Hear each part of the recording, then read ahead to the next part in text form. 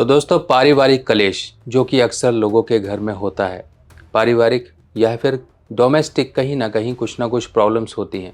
कुछ प्रॉब्लम्स ऐसी होती हैं जो कि संभल जाती हैं, पर कुछ प्रॉब्लम ऐसी होती हैं जो कि संभलती नहीं हैं।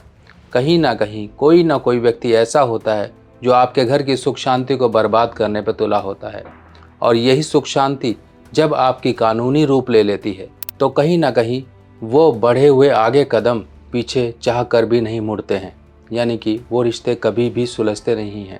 मन में कटुता और एक खटास जब पैदा हो जाती है तो उन रिश्तों को वापस सुधारना कहीं बेहद मुश्किल हो जाता है। और दूसरी तरफ वो लोग जिनकी वैवाहिक जीवन में परेशानियां आती हैं, कुछ ना कुछ ऐसे कारण होते हैं जिनके कारण वैवाहिक जीवन में उनके अक्सर परेशानियां आती हैं। आज मैं यही सब चर्चा आपके साथ करने वाला हूं कि आप कैसे अपनी घर की परेशानियों से बच सकें और अपने घर में ला सकें सुख और शांति। नमस्कार दोस्तों, मैं सुभाष शर्मा चंडीगढ़ से लाल किताब के ज्ञान में आपका स्वागत करता हूं। दोस्तों, जैसा कि हम जानते हैं, ताली एक हाथ से नहीं बजती। इसी तरीके से जीवन अकेले अगर व्यक्ति चल रहा है तो उसका जीवन या वो सफ़र बहुत लंबा लगता है। अगर उसके साथ कोई व्यक्ति मिल जाए तो वो कहीं ना कहीं बातों बातों में वो सफ़र आपका सुखद हो जाता है। जैसे कि आप ट्रेन में सफ़र कर रहे हैं, कोई अगल बगल नहीं बैठा हुआ है, तो वही सफ़र आपको लंबा लगेगा। अगर कोई व्यक्ति आपसे बातें करना शुरू कर दे, कुछ ना कुछ आपकी उस तरह से आपकी ट्यूनिंग बन जाए उससे बात करते करते, तो कहीं ना कहीं वो सफ़र का पता ही नहीं लगता। इसी तरीके से जीवन का सफ़र होता है। इस जीवन के सफ़र में न जाने कितने स्टेशन आते हैं, और जीवन साथी यानी कि आपका साथी, वही साथी जो आपके सुख या दुख में आपके साथ खड़ा रहता है।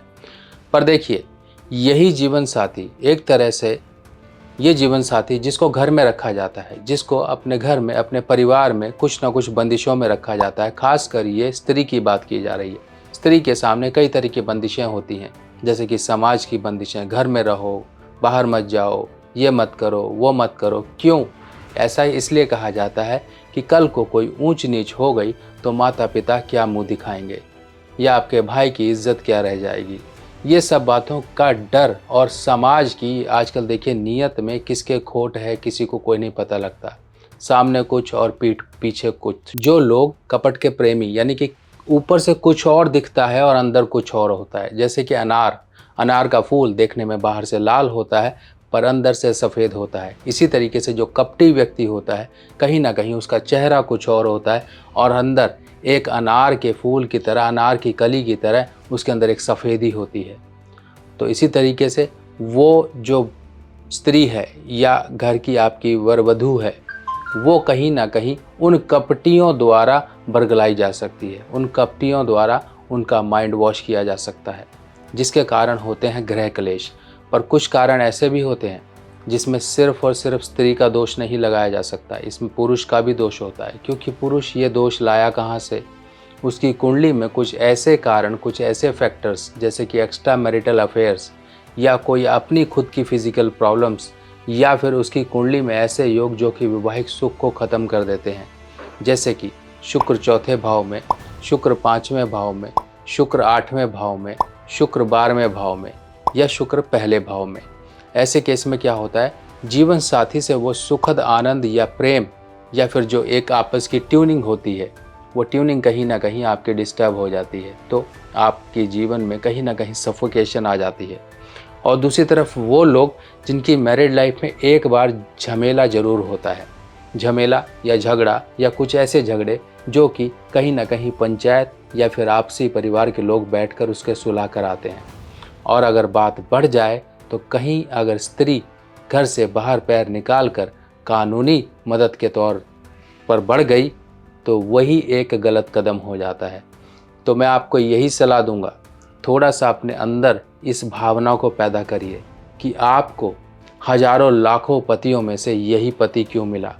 कहीं ना कहीं आपके भी कर्म बंधन इस पति से जुड़े हुए हैं, इस सफोकेशन से जुड़े हुए हैं, इस प्रॉब्लम से जुड़े हुए हैं। इन सब को सुधारना आपके लिए बेहद ज़रूरी है। इन सब के साथ आपको एडजस्टमेंट करना ज़रूरी है। अब आप सीधे नहीं, अब आपको थोड़ा सा झुकना पड़ेगा। अगर आप झुकोगे मतलब अपने अंदर एक्सेप्टेंस लाओगे, तब कहीं ना कहीं आप इस माहौल में अपने आप को अडेप्ट कर पाओगे, जो कि आपका ससुराल है। क्योंकि आजकल के समय में देखिए बहुत हद तक जो डाइवोर्स के केसेस, तलाक के केसेस बढ़ते जा रहे हैं। कारण यही होता है, ज़रा सा उतावलापन आया नहीं कि पुलिस को फ़ोन लगा दिया, ज़रा सा उतावला आया नहीं कि परिवार वालों को आपने थाने में पहुंचा दिया, ज़रा सा कुछ मन में ऐसा ख्याल आया नहीं। आजकल तो यूट्यूब, इंस्टा, ये सब चीज़ें लोगों का घर बिगाड़ रहे हैं, उनको इस तरह की गलत सलाहें दे रहे हैं।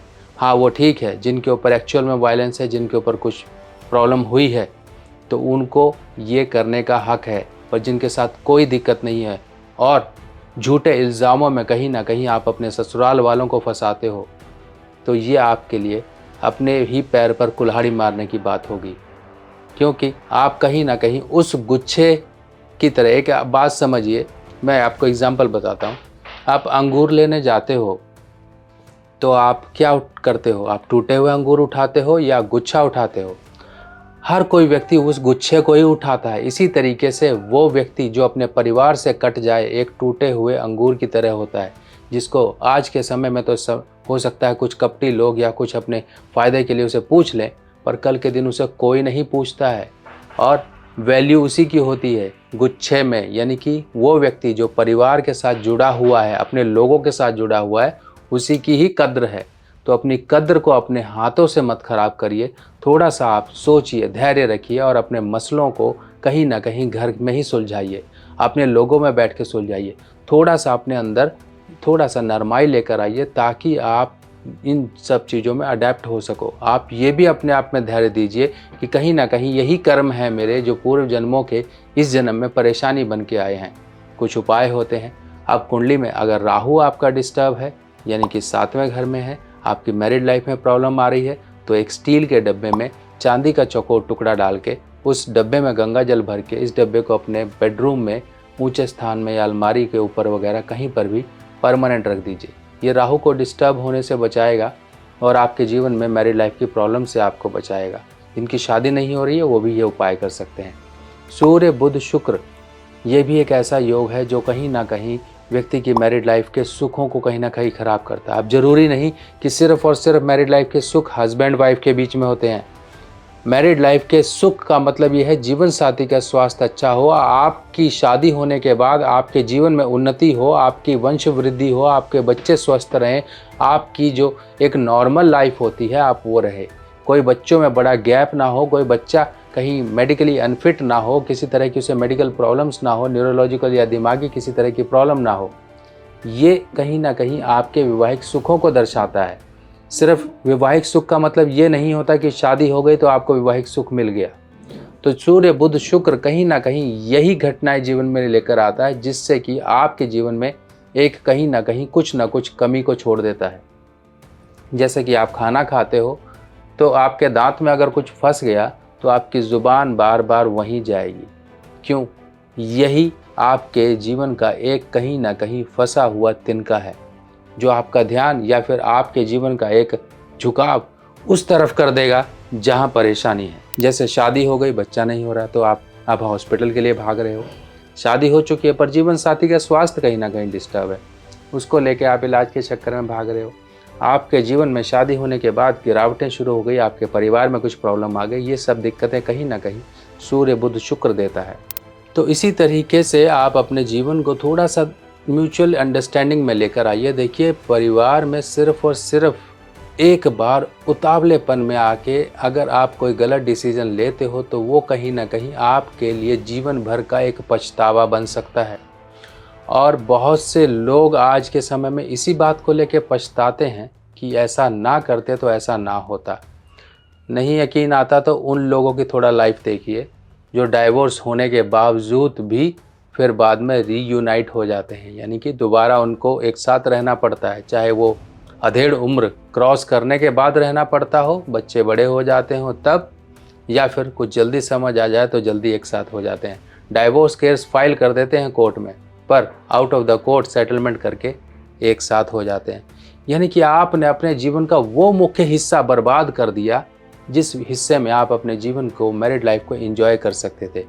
क्या आप हनीमून मनाने, क्या बुढ़ापे में जाते हो? नहीं। क्या आप कहीं पर घूमने फिरने, हस्बैंड वाइफ बाहों में बाहें डाले कहीं मार्केट में घूम रहे हैं, कहीं टूरिस्ट प्लेस पे घूम रहे हैं, क्या बुढ़ापे में ऐसा करते हो? नहीं तो अपने जो जवानी है, जो वो जीवन के पल होते हैं, उन पलों को अपनी उम्र के अनुसार एंजॉय करिए, उस उम्र को ख़राब मत करिए। मेरा कहने का बस यही तात्पर्य है।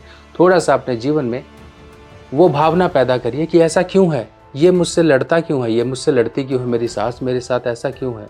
वो प्रॉब्लम्स को सुधारिए। कहीं डिप्लोमेटिक होना पड़े अगर इन रिलेशंस में, तो डिप्लोमेटिक हो जाइए, यानी कि समय पर झुक जाइए। हाँ, थोड़ी सी बड़ाई कर दीजिए, कुछ भी कर दीजिए, सामने वाले को ये ना लगे कि आप कहीं ना कहीं उसकी बेकदरी कर रहे हो। यानी कि जब वक्त बुरा हो तो गधे को भी बाप बनाना पड़ता है, तो बना लीजिए, क्या दिक्कत है। अगर जीवन में थोड़ी देर के लिए गधे को बाप बनाकर खुशियाँ आ रही हैं तो आने दीजिए। यही चीज़ें तो एक्सेप्ट करनी है, इनको एक्सेप्ट करिए। नहीं एक्सेप्ट करोगे तो जीवन भर ऐसे ही दुख आपके सफ़र में आते रहेंगे। ये जीवन का सफ़र सुखी बनाना चाहते हो तो थोड़ी बहुत एडजस्टमेंट करिए। अब लाल किताब के उपायों की सामग्री लेना हुआ बहुत आसान। लाल किताब के सभी उपाय की सामग्री अब मेरी व्हाट्सएप कैटलॉग पर उपलब्ध है और लाल किताब सामग्री देखने के लिए मोबाइल में आपको इस निशान पर टैप करना है। इस निशान पर जैसे ही क्लिक करोगे मेरी व्हाट्सएप कैटलॉग आपके सामने खुल जाएगी और जो भी सामान आपको चाहिए इसमें सभी सामान मूल्य के साथ दिए गए हैं। और आप सभी लोगों को ये भी जानकारी दे दी जाए, ये सभी सामान सभी मेरी निगरानी में तैयार होते हैं और प्रॉपर तरीके से लाल किताब के जिस तरह से उपाय के तहत चीज़ों को तैयार करना होता है उसी तरह तैयार किया जाता है, ताकि आपको उपाय का पूर्ण फल प्राप्त हो सके। चलिए दोस्तों, ऐसे ही और जानकारियाँ लेके मैं आपके सामने फिर हाजिर होता रहूँगा। तब तक के लिए आज्ञा दीजिए। नमस्कार।